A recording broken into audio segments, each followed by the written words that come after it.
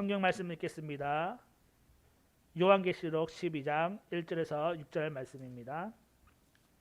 신약 성경 요한계시록 12장 1절에서 6절입니다. 410페이지입니다.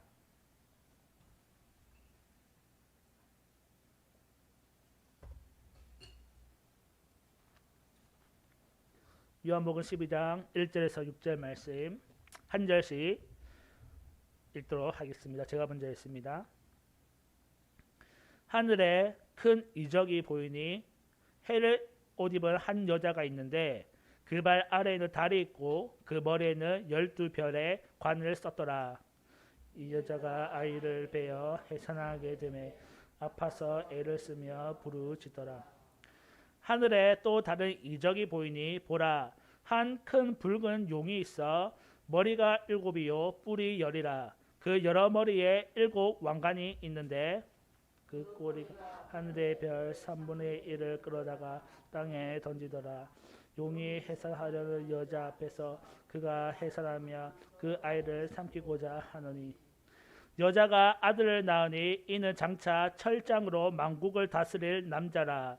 그 아이를 하나님 앞과 그 보좌 앞으로 올려가더라. 그 여자가 광야로 도망하며 거기서 1260일 동안 그를 양육하기 위하여 하나님께서 예비하신 곳이 있더라. 아멘. 오늘 말씀의 제목은 여자와 용입니다. 7 나팔 재앙이 끝이 났습니다. 그리고 마지막 재앙이 7 대접 재앙이 남아 있습니다. 이 7 나팔 재앙과 7 대접 재앙이 심판이 시작되는 이 사이에 하나의 이야기가 삽입되어 있습니다. 그것이 바로 오늘 읽은 본문의 내용입니다. 이 요한계시록 12장서부터는 요한계시록의 핵심 내용이라고 볼 수가 있죠. 요한계시록 가장 한가운데에 있으면서 제일 이제 가장 핵심적인 내용을 담고 있다라고 볼 수 있습니다. 그 첫 번째 이야기를 우리가 살펴보는데 먼저 1절에 보니까 이 사도 요한이 큰 이적을 보게 됩니다. 여기서 이적이라는 단어는 헬라어로 세메이온이라는 단어인데 요한복음에서 사도 요한이 썼던 요한복음에서 보면은 표적이라는 단어로 쓰고 있습니다. 제가 요한복음 할 때 말씀드렸지만은 이 공간복음에서는 이적이라는 단어를 쓰지만은 요한복음에서는 이 세메이온 표적이라는 단어를 쓰고 있습니다. 이 이적과 표적의 차이점은 무엇이냐면 이적은 말 그대로 놀라운 일을 기록한 것이 이적이라고 하면 표적은 그 이적 가운데에 숨겨진 메시지가 있다, 사인이 있다. 그것이 바로 이적과 표적의 차이라고 했습니다. 오늘 나온 이 이적을 보이냐 할 때 이 이적도 한글로 이적이라 적혀 있지만은 그 성경에 보시면 1번하고 가로쳐서 밑에 또는 표적이라고 되어 있습니다. 세메온이라고 헬라어로 보면 세메온이라고 되어 있습니다. 즉 표적이라고 보시면 되는데 이 이적 가운데에 숨겨진 뜻이 있다는 것이죠. 어쨌든 이 이적을 보는데 어떤 이적을 보냐 하면 1절에 보니까 한 여자를 보게 됩니다. 이 여자의 모습을 살펴보니까 해를 옷 입고 있었다. 그리고 달이 그 발 아래에 섰고 그리고 12별의 관을 쓰고 있는 한 여자의 모습을 보게 됩니다. 이 여자의 모습을 보면 굉장히 빛나고 화려하고 아름답게 묘사되어 있는 것을 알 수가 있는데 그렇다면 이 여자의 정체는 무엇인가? 학자들 사이에서 이 여자의 정체에 대한 다양한 의견이 있습니다. 특별히 이 여자는 중요한 일을 행했는데 무엇이었냐면 2절에 보니까 여자가 아이를 베어 해산하게 되었다. 그리고 5절에 보면 여자가 아들을 낳았는데 이 아들이 누구냐면 장차 철장으로 만국을 다스릴 남자이다라고 표현을 하고 있습니다. 5절에 철장으로 만국을 다스릴 남자는 누구를 의미하냐면 예수님을 가리키는 말입니다. 때문에 이 여자는 누굽니까? 예수님을 잉태하고 낳은 자라고 볼 수 있는 것이죠. 때문에 일부 학자들은 이 여자가 예수의 어머니 마리아를 가리킨다라고 이야기를 합니다. 하지만 이 여자가 마리아라는 사실을 요한계시록 어디에도 뒷받침해주는 근거가 없기 때문에 그렇게 생각한 것은 조금 무리일 수 있다라고 봅니다. 그렇다면 예수를 낳은 이 여자는 과연 누구인가라는 것이지요. 도대체 누구이길래 예수님을 잉태하고 낳은 것이냐. 이 해답을 찾기 위해서 저는 요한계시록 17장을 먼저 살펴보는데 17장에 보면 큰 음녀에 대해서 나오게 됩니다. 이 큰 음녀는 오늘 나오는 12장에 나오는 여자와 서로 대조되는 관계입니다. 이 여자는 12장에 나오는 여자는 해를 옷 입었다라고 표현하고 있지만은 17장에 보면 음녀는 자줏빛과 붉은빛 옷을 입은 여자로 묘사를 하고 있습니다. 태양의 옷과 서로 대조가 되고 있죠. 그리고 이 음녀에 대한 이름이 17장 5절에 기록되어 있는데 그의 이마에 이름이 기록되었으니 비밀이라 큰 바벨론이라라고 기록되어 있습니다. 이 음녀의 이름이 바벨론이라는 것이지요. 그렇다면 이 음녀와 대조되는 이 여자의 이름은 바로 바벨론과 항상 비교가 되는 이스라엘이라고 볼 수 있습니다. 여자의 머리에는 12지파를 상징하는 12별의 관을 쓰고 있습니다. 때문에 이 여자는 이스라엘이라고 볼 수도 있고 이스라엘에 있는 신실한 하나님의 백성이라고도 볼 수가 있는 것이지요.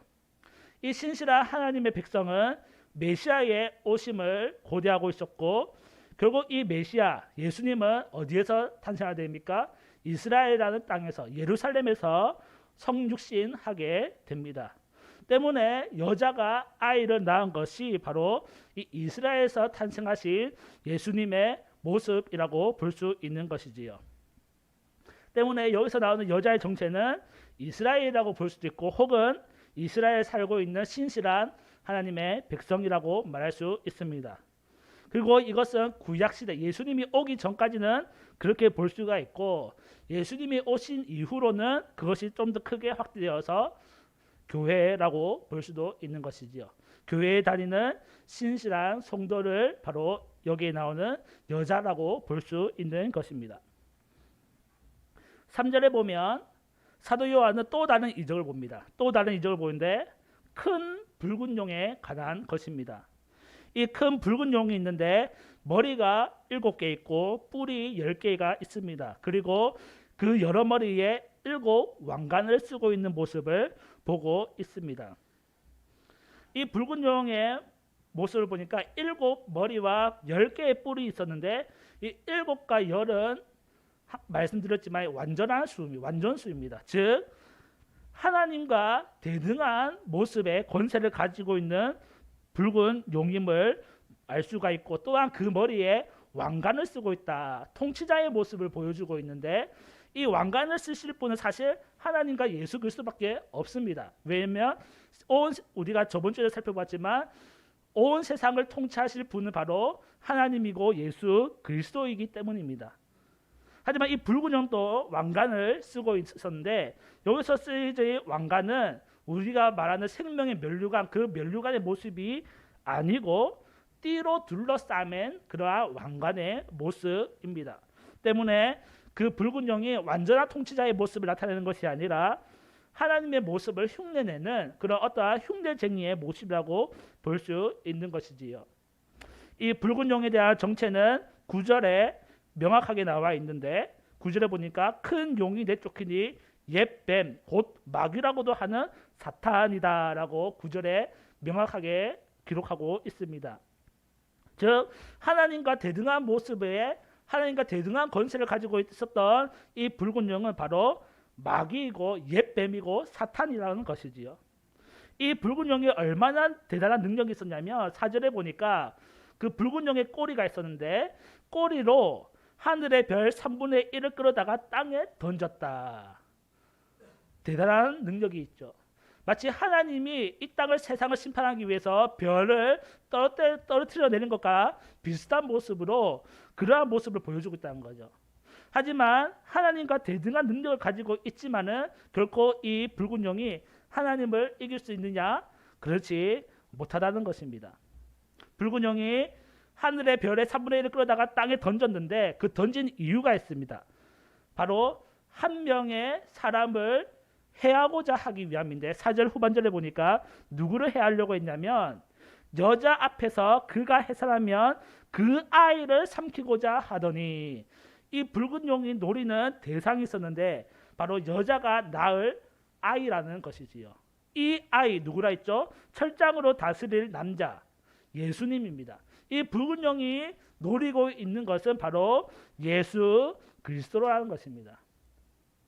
그래서 이 아이가 탄생하면 그 아이 예수님을 잡아 삼키려고 기다리고 이렇게 웅크린 사자처럼 대기하고 있었는데 어떻게 됩니까? 5절에 보니까 그 아이가 태어나고 5절 후반절에 보니까 그 아이를 하나님 아까 그 보좌 앞으로 올려가더라라고 기록을 하고 있습니다. 이 말의 내용은 무엇이냐면 예수님의 승천을 의미합니다.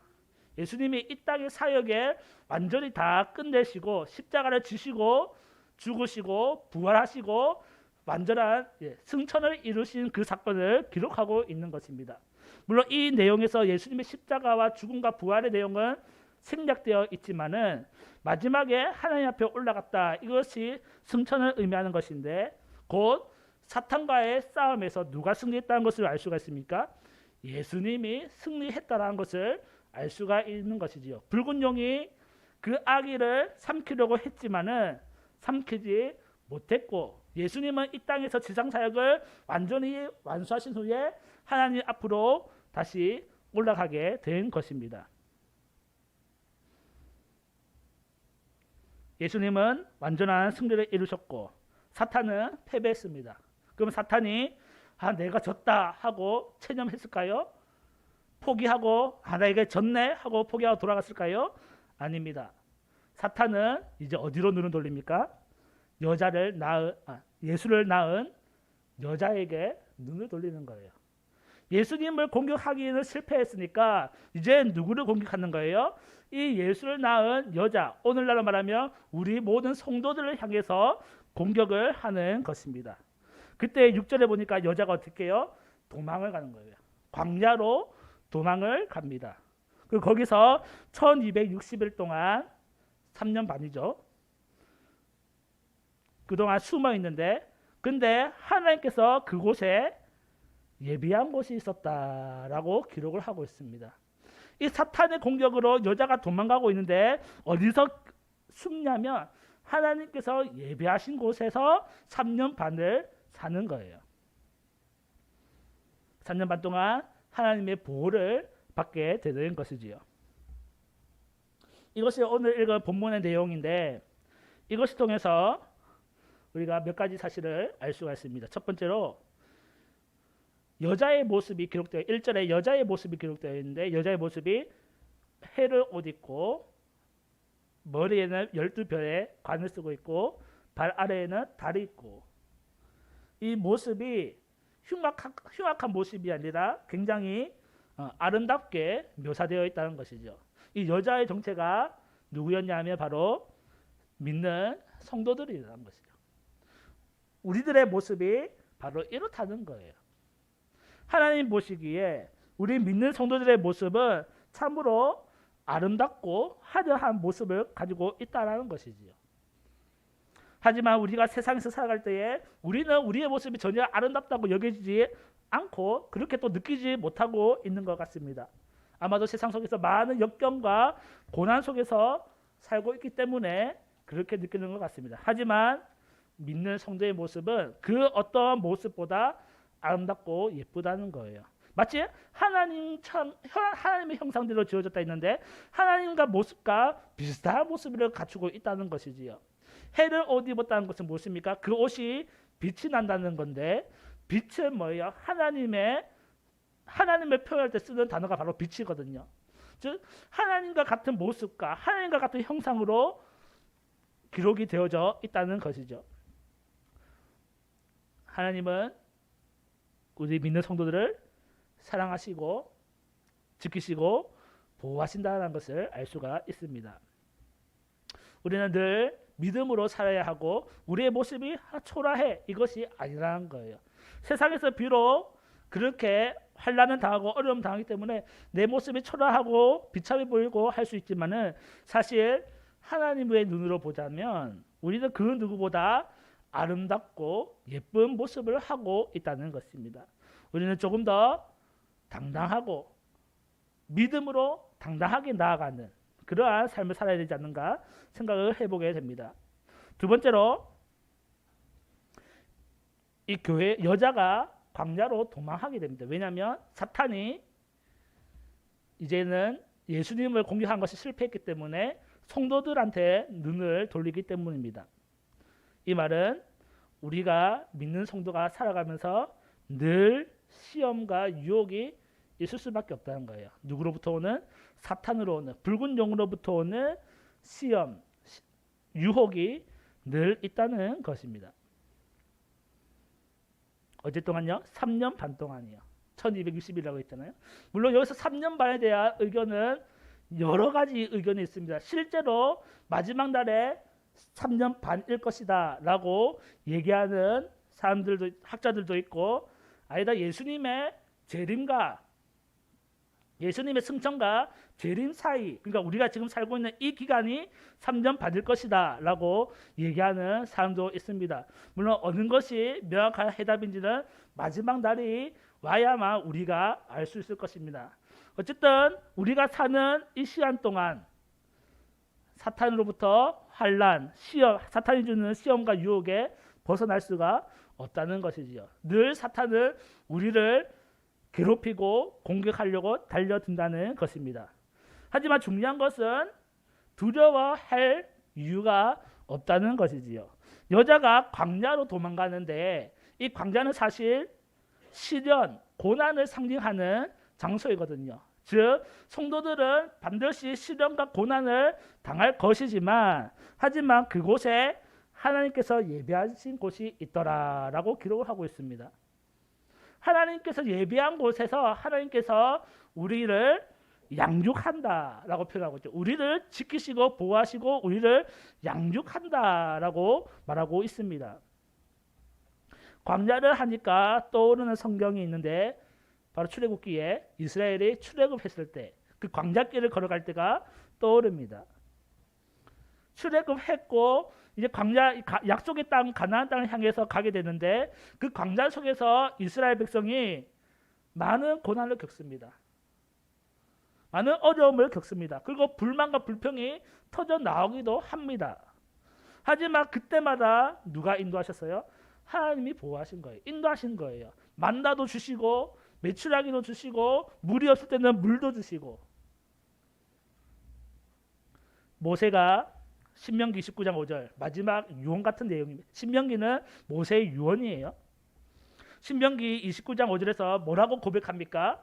주께서 40년 동안 너희를 광야에서 인도하게 하셨거니와 너희 몸의 옷이 낡아지지 아니하였고 너희 발의 신이 헤어지지 아니하였으며 라고 고백하는 장면이 나옵니다. 40년 동안 광야길을 행했지만 그 어려운 역경성을 행했지만 너희의 의복과 너희의 신발이 낡아지지 않았다. 뭐예요?